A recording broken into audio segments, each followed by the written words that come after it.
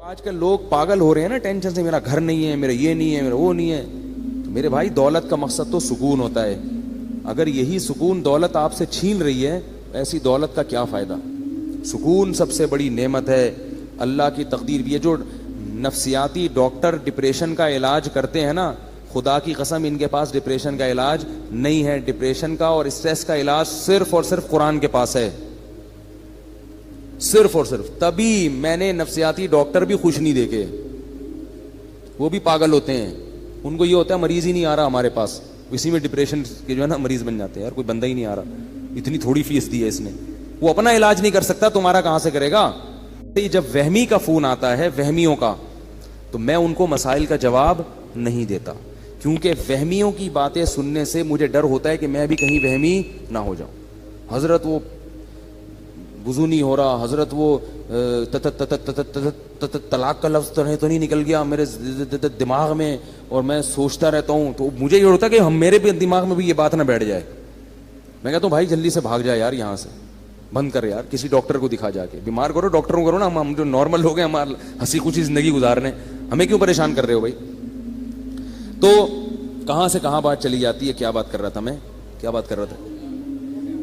ہاں میں یہ بتا رہا تھا کہ دیکھو ڈپریشن کا جو اصل علاج ہے نا وہ ہے تقدیر پر رضا. سب سے بہترین علاج یہ ہے کہ اللہ کا جو معاملہ میرے ساتھ ہے میں اس پر راضی ہوں.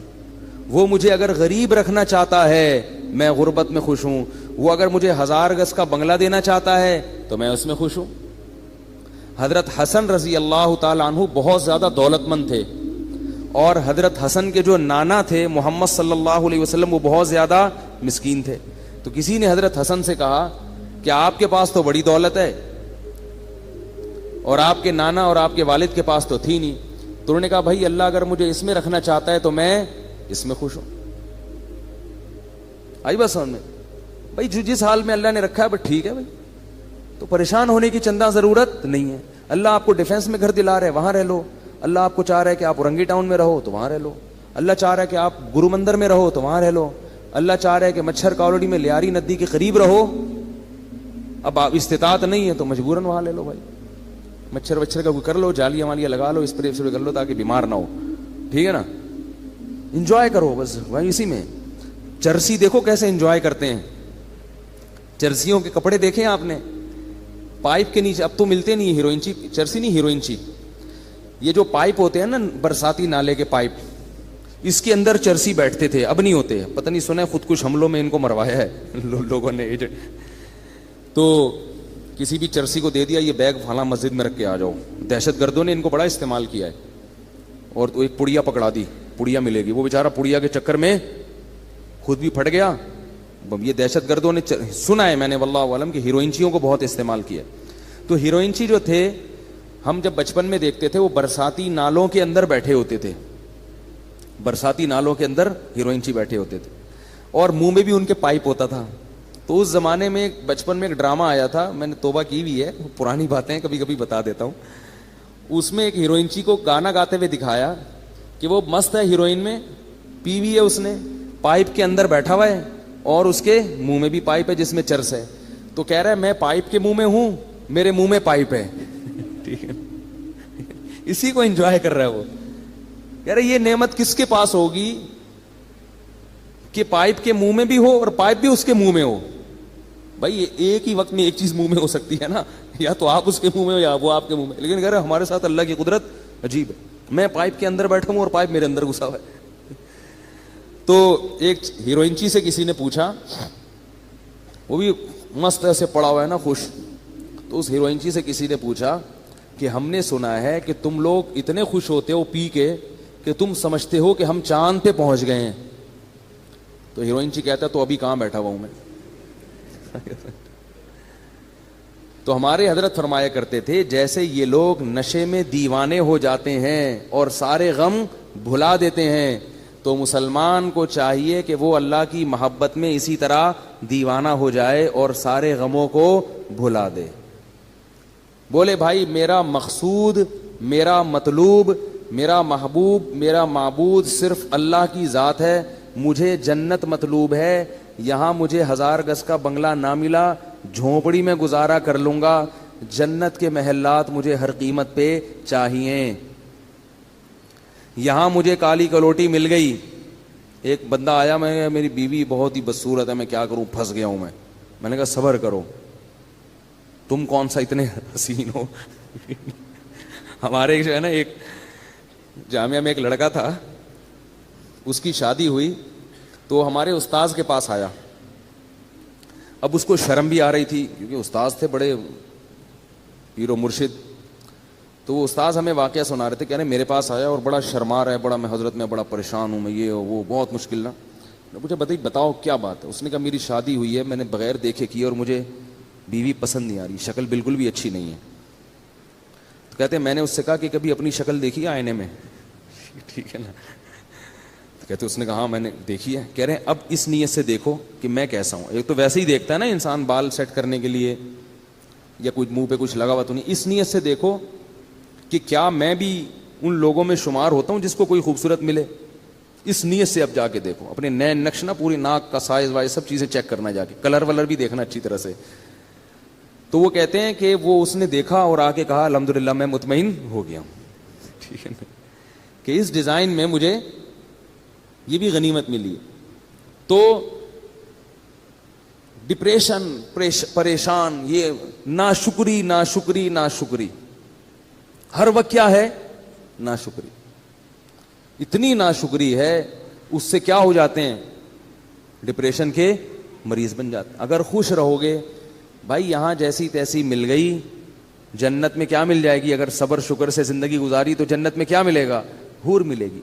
جنت دنیا میں جو کچھ ملتا ہے نا ہم کو اور آپ کو, وہ اس میں ہماری محنت کا دخل نہیں ہوتا, اس میں تقدیر کا دخل زیادہ ہوتا ہے. کیسے کیسے بدصورت لوگ ہیں, بہت خوبصورت عورتیں مل جاتی ہیں, کیسی بدصورت عورتیں ہیں, بہت خوبصورت شوہر مل جاتے ہیں. با اخلاق لوگوں کو بد اخلاق بیوی مل جاتی ہے, بد اخلاق کو با اخلاق. تو ایسے سارا سیٹ اپ چل رہا ہے. اور جنت کیا ہے, وہ تو اللہ نے نیک لوگوں کے لیے بنائی ہے. وہ تو ان کو تو اللہ نے اسپیشل حسن دیا ہے جنت کی حوروں کو. فرمایا مقصورات فی الخیام, خیموں میں بند کر دیا, تمہارے لیے بنایا گیا ان کو. تو گزارا چلاؤ بھائی, گزارا چلاؤ, سمجھ رہے ہو, زیادہ پریشان ہونے کی ضرورت نہیں ہے. ویسے بھی بڑھاپے میں سب چیزیں ختم, بڈھی ہو جائے گی پھر دیکھنا اس کو کون حسین. بڑھاپے میں نہ خود حسین رہو گے نہ وہ حسین رہے گی, سب حساب. تو تھوڑے دن کی بات ہے, تو صبر کر لو. کیا خیال ہے بھائی, یا پھر وہ کام کرو جو میں بولتا رہتا ہوں, گناہ کی طرف مت جاؤ, گناہ کی طرف مت جاؤ, اس کی ٹھکائی لگے گی. گناہ کی طرف جاؤ گے تو کیا ہوگا, حساب و کتاب دینا پڑے گا اس کو. تو اللہ تعالیٰ نے مسلمان کو ٹینشن فری بنایا ہے. مسلمان کو غم ہوتا ہے تو صرف کون سا غم, کہ یار جنت میں پہنچنا ہے میں نے, اللہ راضی ہو جائے. پھر اس حال میں اللہ اگر آپ کو پیسہ بھی دے دے, آپ کوشش کریں, ہاتھ پہ ہاتھ رکھ کے بیٹھ جانا یہ دین ہمیں نہیں سکھاتا. دنیا میں کامیاب ہونے کی بھی کوشش کریں, کوشش میں کامیابی ہو جائے تو بھی ٹھیک ہے, کامیابی نہیں ہو تو بھی ٹھیک ہے, بس خوش رہے انسان اس پہ. تو اب وہ قوم, اب یہ گھروں کا میں اس لیے کہتا ہوں کہ نبی صلی اللہ علیہ وسلم نے فرمایا بدترین چیز جس پہ انسان کا پیسہ خرچ ہو وہ تعمیر ہے. صحیح حدیث ہے بالکل. آپ کے پاس اگر بہت سارا پیسہ ہے نا تو سب سے پہلے کیا کریں, آپ اچھی خوراک کا انتظام کریں. پیٹ میں اچھی چیز اترنی چاہیے, جیم جیلی اور یہ ساری چیزیں چھوڑ دیں, شہد کھایا کریں. ڈالڈا گھر سے نکال دیں, جب اللہ نے آپ کو مالی وسعت دے دی, زیتون اور دیسی گھی لا کے ڈبے رکھ دیں گھر میں. بیگم جو پکے گا گھی میں پکے گا, 10 انگلیاں گھی میں اور سر کڑھائی میں, ٹھیک ہے نا. اب گھی پکے گا ہمارے. بادام کھائیں. ہمارے حضرت کو اللہ نے غربت میں رکھا تو حضرت کے پاس پیسے ہی نہیں ہوتے تھے کچھ کھانے کے, تو وہ 60 سال حضرت نے غربت میں خوشی میں گزارے. اتنی غربت تھی میرے شیخ و مرشد کے پاس 60 سال کی عمر تک, کہ فرماتے ہیں کہ میرے پاس انڈا خریدنے کے پیسے نہیں ہوتے تھے. اور عالم کتنے بڑے تھے, دارالعلوم کورنگی کے شیخ الحدیث تھے, سب سے بڑا مرتبہ. کتنا بڑا ادارہ ہے نا دارالعلوم کورنگی. حضرت مفتی محمد شفیع صاحب رحمہ اللہ کے نائب سمجھے جاتے تھے. اور لیکن لوگوں کو پتہ نہیں چلتا تھا آپ کی غربت کا, کیونکہ رہتے اتنے استغنا کے ساتھ تھے نا کہ لوگ ان سے قرضے مانگنے آتے تھے. یہ نہیں کہ غربت میں اپنے پھٹے پرانے کپڑے پہن کے ایسا صورت بنا لی کہ لوگ مولوی صاحب پہ ترس کھا کے پیسے دینا شروع کر دیں. نا نا نا, بڑا استغنا. اور فرماتے ہیں کہ میرا گھر بھی ذرا دور تھا کچی آبادی میں, کیونکہ پیسے تھے ہی نہیں کہ پکی آبادی میں گھر لے لیں. تو فرماتے ہیں میں پتہ کیا سوچتا تھا کہ میں چونکہ بادشاہ ہوں, اور بادشاہ ذرا ہٹ کے رہتا ہے, بادشاہ تھوڑا سا, تو کہہ رہے ہیں ہمارا اسٹائل تھوڑا سا کیا ہے, ہٹ کے, خوش رہتے تھے. کہتے ہیں ایک دن کیا ہوا کہ ایک مہمان ہمارے گھر آیا, دال کھلائی ہم نے, پھر کچھ دنوں کے بعد آیا, دال پکی ہوئی تھی, پھر آیا, دال پکی ہوئی تھی. تو ایک دن آگے کہتے ہیں آپ لوگ کیا دال کے علاوہ کچھ نہیں پکتا؟ وہ مہمان بھی تنگ آ گیا نا. تو حضرت فرماتے ہیں کہ اس کے بتانے سے میری توجہ گئی ہے کہ ہمارے ہاں بہت دنوں سے دال پک رہی ہے, اور اللہ نے ان کو اہلیہ بھی ایسی ہی دی تھی, صبر شکر والی, بڑی تعریفیں کرتے تھے اپنی زوجہ کی, وہ ابھی تک ماشاءاللہ حیات ہیں, اللہ ان کی عمر برکت. اللہ فرماتے ہیں کہ مجھے حور بھی مل جاتی تو میں اتنا خوش نہ ہوتا. اللہ نے مجھے ایسی بیوی دلا دی ہے جو ایسی صبر شکر والی ہے جو لاکھوں میں کسی ایک کو ملتی ہوگی, بلکہ کہتے تھے کسی ایک کو بھی نہیں ملی ایسی بیوی. بڑی تعریفیں کرتے تھے اپنی زوجہ کی, کیونکہ انہوں نے کبھی بھی ناشکری, وہ دیکھتی تھی بھائی میرے شوہر غریب ہیں تو جو وہ بھی تو دال ہی کھا رہے ہیں نا, تو ہم بھی دال کھا رہے ہیں, کوئی بات نہیں, اسی پہ گزارا کریں گے. اور ہمارے حضرت کو وہ دعاؤں کی وجہ سے ملی تھی یہ بیوی. ہمارے حضرت کا واقعہ لکھا ہے, وہ بتاتے تھے کہ بچپن میں حضرت کا رشتہ طے کر دیا کسی خاتون سے. اب ان میں حیا بہت تھی, وہ تو پہلے زمانے میں تو نہیں ایسا ہوتا تھا کہ پہلے طے کر لو, ابا کو بتا دو, ابا کرنی ہے کرو, نہیں تو میں جا رہا ہوں. یہ تو اب ہوتا ہے نا. پہلے تو وہ لڑکے جب بالغ ہوتے تھے, ایک تو بالغ ہوتے ہی ماں باپ ان کی شادی کی فکر کرتے تھے, ان میں حیا ختم ہونے سے پہلے ان کو گھر بار کا کر دیتے تھے. تو ہمارے حضرت کا جب بالغ ہوئے تو حضرت فرماتے ہیں مجھے تو شرم آتی تھی شادی کا نام لیتے ہوئے بھی, ابا نے کہیں ہماری منگنی کر دی, طے کر دیا. اب ابا کو کیسے کہیں ابا یہ پتہ نہیں, یہ ہمارے حضرت تو دیندار تھے بچپن سے, والد صاحب بھی ان کے فرماتے ہیں مجھے بہت دیندار چاہیے تھی, صبر شکر والی. تو کہتے ہیں کہ میں نکل گیا کھیتوں میں جا کے چپکے سے سجدے میں گر کے میں نے اللہ سے دعا مانگی, رویا اللہ کے سامنے, اے اللہ اگر تیرے علم میں یہ میرے لیے بہتر نہیں ہے تو یہ رشتہ کسی طرح سے توڑوا دے. زبان کے چونکہ پکے تھے تو خود نہیں توڑنا, زبان دے چکے ہیں, یہیں کسی طرح جان چھڑوا دے یہاں سے, اور ایسی جگہ کروا دے جو میرے لیے بہتر ہو. تو اللہ کی قدرت یہ ہوئی کہ لڑکی والوں نے خود ہی انکار کر دیا کوئی عذر بنا کے. تو پھر حضرت کی یہاں شادی ہوئی جہاں جن کو ہم پیرانی صاحبہ کہا کرتے تھے. تو حضرت بڑی تعریفیں کیا کرتے تھے, اور اتنی ان میں حیا تھی کہ وہ حضرت ان کا فرماتے تھے کہ علماء دعوتیں کرتے تھے تو اس میں لوگ اپنی اپنی اہلیہ کو لے کے جاتے تھے. مفتی محمد شفیع صاحب نے کہا کہ آپ بھی اپنی اہلیہ کو لے کر آئیں. میں نے کہا ٹھیک ہے. میری اہلیہ نے کہا میں گھر کی چار دیواری سے باہر نہیں جاؤں گی. بس جائز ہے جانا, یہ نہیں کہہ رہا کہ نبی صلی اللہ علیہ وسلم بھی اپنی زوجہ کو لے کے گئے دعوت پہ, لیکن ان کا مزاج ایسا تھا بھائی میں گھر میں, مجھے نہیں جانا. تو فرماتے ہیں مفتی شفیع صاحب بڑے خوش ہوئے, کہتے جب ہمارے گھر میں ٹیلی فون لگا, حضرت کے گھر میں پردہ ایسا تھا, مزدور 4 مہینے کام کر کے گئے ہیں. ایک مزدور نے کہا یار یہاں کیا جنات رہتے ہیں؟ کیوں بھائی؟ کہہ رہے میں نے 3 4 مہینے اس گھر میں کام کیا, کسی عورت کی آواز میرے کان میں آج تک نہیں پڑی. وہ ذاتی طور پر یہ چیزیں آدمی ڈنڈے کے زور سے تھوڑی بیوی سے یہ سب کچھ کروا سکتا ہے, تو اپنے اندر تقوی ہو. اتنا ان میں تھا کہ ان کی آواز کبھی مردوں کے کان میں ان کی اہلیہ کی نہیں پڑتی تھی. تو حضرت فرماتے میں نے جب ٹیلی فون لا کے رکھا گھر میں, ضرورت تھی فون لگوایا, تو میں نے یہ کیا کہ بھائی دیکھو جس عورت میں یہ تقوی نہیں ہے نا تو اس کو برا مت سمجھو. جہاں شریعت نے گنجائش دی ہے وہاں گنجائش دی ہے. عورت مرد سے ضرورت کی بات بھی کر سکتی ہے, ضرورت کے وقت گھر سے باہر بھی نکل سکتی ہے. یہ تو اوپر لیول کا ہے نا, وہ یہ تو اپنے زبردستی نہیں کر سکتے اس چیز میں. آپ عورت اگر خود اپنی مرضی سے ایسا کرنا چاہے تو ٹھیک ہے, وہ زیادہ اچھی بات ہے, لیکن آپ زبردستی نہیں کر سکتے ان چیزوں پہ.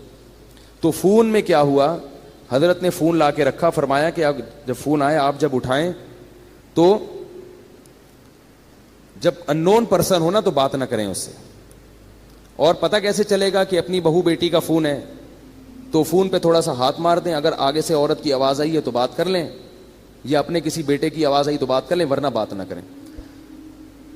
ہم اگر گھر میں کہہ دیں کہ بھائی جب فون اٹھاؤ تو بولو نہیں, تو میرا خیال ہے اگلے دن بیان نہیں ہوگا.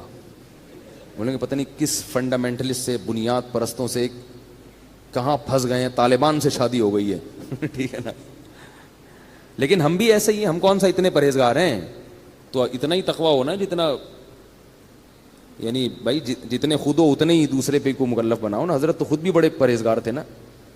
تو حضرت فرماتے ہیں میں نے کہا اپنی اہلیہ سے کہ یوں کرنا, تو انہوں نے کہا میں نے فون کے قریب ہی نہیں جانا, میں نے فون اٹھانا ہی نہیں ہے, مجھے اس سے ویسے ہی کیا ہے الرجی. یہ مردوں کا کام ہے فون سننا. فون جس نے بیٹے بیٹی کا فون آئے گا تو آپ سن لو, پر مجھے بتا دیا کرو تو میں بات کر لوں گی, ورنہ میں اس طرف نہیں جاتا. تو بڑی اللہ نے صبر شکر والی زندگی دی تھی ان کو. تو حضرت فرماتے ہیں اسی غربت کی ایام میں ایک انڈے والا آیا, ٹھیک ہے نا, انڈے بیچ رہا تھا, تو وہ ابلے ہوئے انڈے نا, تو وہ کہتے ہیں ہمارے گھر آیا, بولے مولوی صاحب کتنے انڈے لیا کرو گے آپ مجھ سے, بھئی آپ کے گھر کے اتنے افراد ہیں, میاں بیوی ہیں, بچے بھی ہیں. تو اس کا خیال تھا کہ 4-6 انڈے تو لے لیا کریں گے. حضرت فرماتے ہیں میں نے کہا نہیں, ہمارے یہاں پہلے سے کوئی انتظام ہے, ایسا کر دیا. حالانکہ فرماتے ہیں کہ اصل بات یہ تھی میرے پاس انڈا خریدنے کے پیسے بولو بھائی نہیں تھے, لیکن اس کے سامنے اپنی غربت نہیں بتانی, میرے پاس پیسے ہی نہیں ہیں. وہ کہ چلو زکوٰۃ والے انڈے پھر میں آپ کو دے دیا کروں گا. بات یہ ہے کہ غربت بھی ہو مگر ایسا اس پہ استغنا اور چہرے پہ ایسی بشاشت اور ایسا استغنا ظاہر کرنا ہے کہ ہم سے بڑا سیٹ دنیا میں کوئی ہے ہی نہیں. اور حضرت فرماتے ہیں کہ یہ صرف زبان سے نہیں کہتا تھا, دل میں بھی سمجھتا تھا, دل میں بھی سمجھتا تھا کہ اللہ نے مجھے بہت دیا ہے, صرف اوپر اوپر سے نہیں کہ لوگوں کو بیوقوف بنانے کے لیے, دل میں بھی یہی تھا بہت دیا ہے بھائی.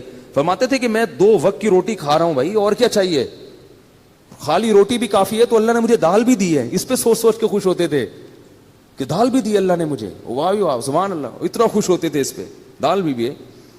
اور اپنے شیخ کی زیارت کے لیے لاہور جایا کرتے تھے, پورے سال تنخواہ سے پیسے جمع کر کر کے ٹرین کا ٹکٹ ہوتا تھا, پورے سال کی تنخواہ سے کاٹ کاٹ کے ایک دفعہ کا چکر لگتا تھا. یہ حالت تھی. اور پھر کیا ہوا ہے کہ پودوں کا بڑے مزاج ان کے, غربت تھی مگر مزاج شاہانہ تھا, گرینری کا بڑا شوق تھا, پھول لگانے کا, پودے لگانے کا, خوشبوؤں کے استعمال کا. تو پودے لگانے کے لیے نا ان کے پاس وہ نہیں تھا, شاور نہیں ہوتا وہ پانی دینے کے لیے, اس میں پتہ نہیں کیا ٹیکنیکل چیز کر کے ایک شاور بنایا تھا حضرت نے, تھا بڑی صفائی ستھرائی. تو کیا ہوا کہ حضرت کی اہلیہ بیمار ہو گئی. اب میں اہلیہ کا بتاؤں کیسا توکل تھا. اہلیہ بیمار ہو گئیں, ڈاکٹر کے پاس گئے تو ڈاکٹر نے کہا کہ ان کے جسم میں وٹامنس کی کمی ہے, پھل فروٹ کھانے کو, پھل فروٹ تو ملتے ہی نہیں تھے حضرت کو, غربت میں کہاں پھل کھا سکتے ہیں. تو بتایا کہ ان کو آپ پھل فروٹ کھلائیں. کیا کھلائیں؟ یہ میں صرف اپنے شیخ کے واقعات نہیں سنا رہا, مقصد یہ ہے کہ ایسی زندگی گزرے گی تو صحت بھی ملے گی, بغیر سیب کے آئرن آئے گا آپ کے جسم میں. اور ٹینشن والی زندگی گزارو گے نا, سیب کے جوس بھر بھر کے پی لو پھر بھی آئرن کی کمی ختم نہیں ہوگی. آپ فرماتے ہیں میں لے گیا ڈاکٹر کے پاس, ڈاکٹر نے کہا ان کو سیب کھلائیں, آم کھلائیں, یہ کھلائیں, وہ کھلائیں. پیسے ہی نہیں تھے سیب کھلانے کے. تو حضرت فرماتے ہیں میں نے سوچا کہ بھائی ڈاکٹر کو اللہ نے جو علم دیا ہے نا وہ اس حساب سے صحیح بات کر رہا ہے, لیکن اگر میری بیوی کو سیب کی ضرورت ہوتی تو اللہ مجھے سیب کے پیسے دیتے, جب نہیں ہے تو اس کا مطلب اللہ ویسے ہی آئرن کی کمی انشاءاللہ پوری کر دے گا, اور اللہ ان کو ویسے ہی ٹھیک کر دے گا.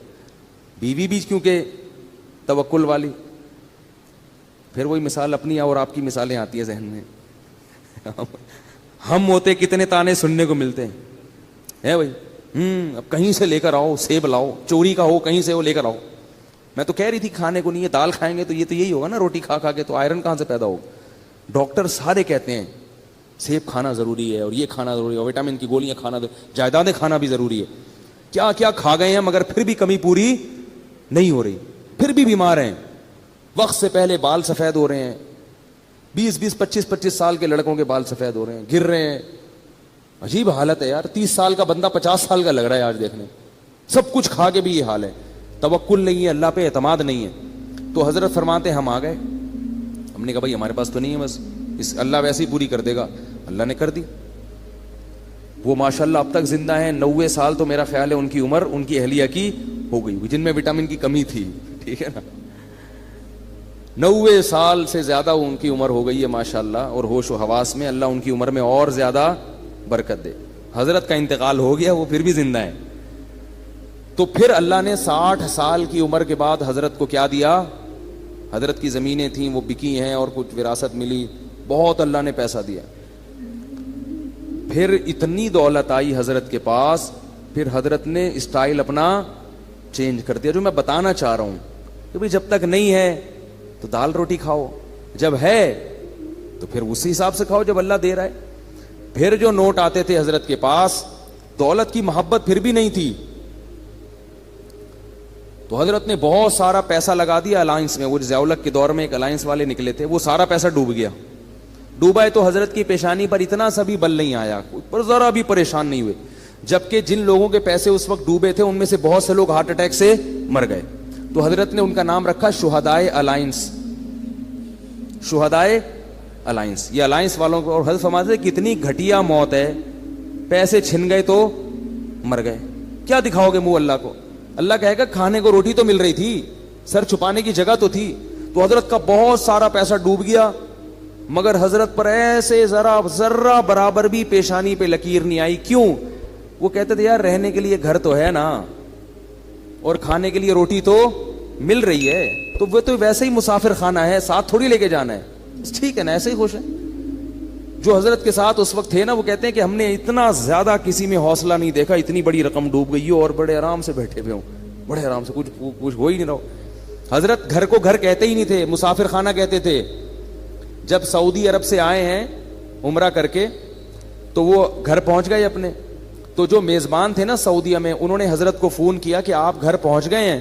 انہوں نے کہا میں مسافر خانے میں بیٹھا ہوں ناظم آباد کے. پھر 2 دن بعد فون کیا, حضرت گھر پہنچ گئے. انہوں نے کہا ابھی بھی ناظم آباد کے مسافر خانے میں ہوں. اس نے کہا آپ مسافر خانے میں کیا کر رہے ہیں, گھر کیوں نہیں جا رہے؟ انہوں نے کہا بھائی یہ مسافر خانہ ہی ہے, گھر ور نہیں ہوتا مسلمان کا. اور واقعی اب دیکھو نا, حضرت کا جنازہ اٹھ گیا نا, قبر میں چلے گئے, ثابت ہو گیا نا کہ واقعی وہ کیا تھا, مسافر خانہ تھا, ثابت ہو گیا. تو ہم لوگ ہیں بے وقوف جو گھر کو گھر سمجھتے ہیں. تو کیا تھا کہ حضرت کو جب اللہ نے دولت دی تو نوٹوں کی گڈیاں رکھی ہوتی تھی اتنی بڑی بڑی, اس میں سے حضرت اپنی ضرورت کے پیسے رکھتے تھے, باقی سارے فی سبیل اللہ صدقہ. اس میں سے گیس کا بل نکالیں گے, جو ضرورت کی چیز خریدنی ہے. گاڑی خریدی حضرت نے, گاڑی کیسی خریدی؟ اب دیکھو پیسہ آتا ہے تو لوگ اپنے اوپر خرچ نہیں کرتے, یہ بھی کنجوسی ہے. وہ بحریہ ٹاؤن میں پلاٹ لے لو, بس پلاٹ لے لو, بس پلاٹ لے لو. ابے بھائی خرچ کرو اللہ کے بندو.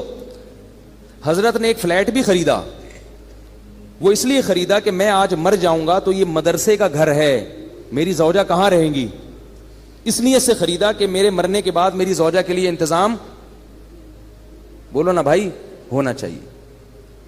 اور بچے کی سب کی شادیاں ہو گئی تھی, وہ الگ ہو گئے تھے, الگ رہتے تھے, تو ان کا تو انتظام ہو گیا. بس ایک زوجہ میں اگر مر گیا تو ان کا کیا بنے گا, یہ تو مدرسے کا گھر ہے, ٹھیک ہے نا. تو یہ مدرسہ یہاں رہتا ہے نہیں رہتا, تو بھائی ان کے لیے فلیٹ خرید لیا. وہ بھی جب اللہ نے بس وہ فلیٹ گئے نہیں, اس میں گئے نہیں. اس کے علاوہ باقی پیسوں کا کیا کرنا ہے, اب کیا پلاٹ خریدنا, کیا گھر خریدنا, گاڑی خریدو. سب سے پہلے خوراک, حضرت نے سب سے پہلے پیسہ کہاں خرچ کیا, خوراک. بھائی خوراک, اب پہلے تو اللہ چلا رہا تھا بغیر خوراک کے ہی, پیسے نہیں تھے. اب اللہ کہے گا اب ہے تو اب تو سیب کھاؤ نا, آئرن کی کمی, ورنہ آئرن کی کمی ہوگی. دولت مند آدمی اگر سیب نہیں کھاتا اس میں آئرن کی کمی ہوتی ہے. غریب آدمی کچھ بھی نہ کھائے پھر بھی فٹ رہتا ہے, کیونکہ اللہ نے اس کو دیا ہی نہیں کچھ, تو اللہ کہتے ہیں اسی میں پوری کر دوں گا میں. شیر کو آئرن کی کمی کے لیے سیب کھانا پڑتا ہے بھائی. شیر میں وٹامن سی کی کمی کہاں سے پوری ہوتی ہے, وہ صرف گوشت کھاتا ہے, اور اسی گوشت میں وٹامن اے بھی ہے, ڈی بھی ہے, سی بھی ہے, سب کچھ ہے اس میں. تو اللہ ہر چیز سے ہر چیز پوری کر سکتے ہیں. ہم خالی گوشت کھانا شروع کر دیں تو مر جائیں گے تھوڑے دنوں میں. تو اب کیا تھا کہ حضرت نے سب سے پہلے کس پہ توجہ دی, خوراک. خوراک ایسی خاندانی, اوہ ہٹو بچوں, بادام صبح, اور 1 گلاس خالص دودھ, بہترین خاندانی قسم کا سیب چھلا ہوا. چھلکے فرماتے تھے, ڈاکٹر نے ایک دفعہ حضرت کو کہا کہ چھلکوں میں طاقت زیادہ ہوتی ہے. حضرت فرمایا پھر چھلکے آپ کھایا کریں. ٹھیک ہے, مزاح بہت تھا ہمارے حضرت کی, خوش ہوتا ہے نا انسان تو مزاح بھی ہوتا ہے طبیعت میں. فرمایا پھر یہ آپ کھائیں گے وٹامن, ٹھیک ہے نا. تو اس لیے کہ چھلکے ہضم نہیں ہوتے نا, وہ وٹامن کا کیا کرنا ہے جو ہضم ہی نہ ہو. ڈاکٹر بھی تو بعض پھینکو ہوتے ہیں, بس بول دیتے ہیں, یہ نہیں دیکھتے کہ اس کا کیا نقصان بھی ہوگا, کیا فائدہ ہوگا. چھلکوں میں طاقت زیادہ ہے. اللہ کے بندے, چھلکے اللہ نے جانوروں کے لیے بنائے, ان کو بھی تو کچھ کھانے دو.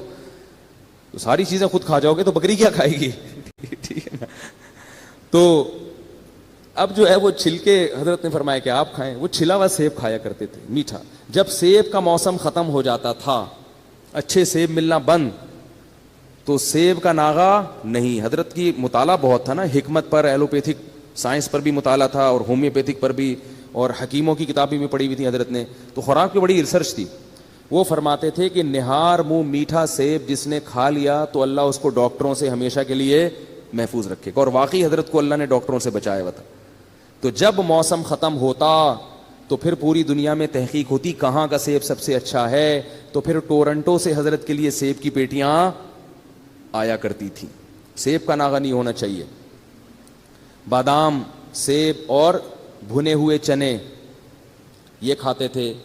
اسی طرح میں جب بھی حضرت کے گھر گیا ہوں کھانا بڑا اسٹائلش دیکھا ہے, وی آئی پی قسم کا خاندانی کھانا تھا. کھاتے بہت تھوڑا تھے مگر کھاتے بہت اچھا تھے. پگڑی بڑی مہنگی تھی. ایک دفعہ میں نے قیمت پوچھ لی تھی, وہ اس زمانے میں بڑی ہزاروں روپے کی پگڑی تھی حضرت کی. حضرت فرماتے تھے کہ سر کی پگڑی اور سر کی ٹوپی کی قیمت آپ کے جوتے سے زیادہ ہونی چاہیے. جوتا مہنگا ہے, ٹوپی کیا ہے, سستی. اس کا مطلب سر کو اتنا پروٹوکول نہیں دے رہے, پاؤں کو عزت زیادہ دے رہے ہو.